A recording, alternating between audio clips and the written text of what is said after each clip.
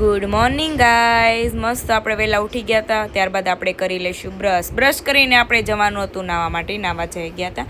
નાહીને મસ્ત આપણે ફ્રેશ થઈને નીકળી ગયા હતા બહાર. મસ્ત રેડી થવાનું હતું કેમ કે આજે આપણે જવાનું હતું ઓફિસે. એ બાદ આપણે થોડું ઘણું કામ કરવાનું હતું કેમ કે ઘરે કોઈ નહોતું.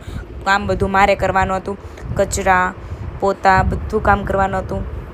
તો આપણે કચરું કાઢી લેશું. તો ચાલો કામ કરવું મારી જેમ કોને ન ગમે કયો. જો મેં તો ફટાફટ એક આમ પોતું માર્યું, એક આમ પોતું માર્યું, એમ કરીને ફટાફટ જવા જ દીધું. કચરા પોતા મસ્ત કરી નાખ્યા આપણે. ત્યારબાદ આપણે ઓફિસે જવાનું હતું તો મસ્ત આપણે રેડી થઈ જશું. સનસ્ક્રીન લગાડી લેશું કેમ કે બહુ જ તડકો છે.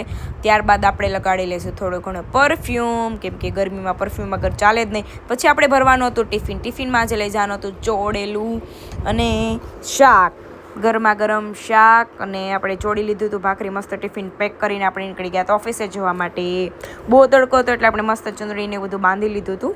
ઓફિસે જવા માટે નીકળી ગયા હતા. ત્યારબાદ ઓફિસેથી છૂટી ગયા હતા કામ પતાવીને. ઘરે પહોંચીને ત્યાં લાગી ગઈ હતી ભૂખ. ત્યારબાદ આપણે ખાઈ લીધી હતી વેફર.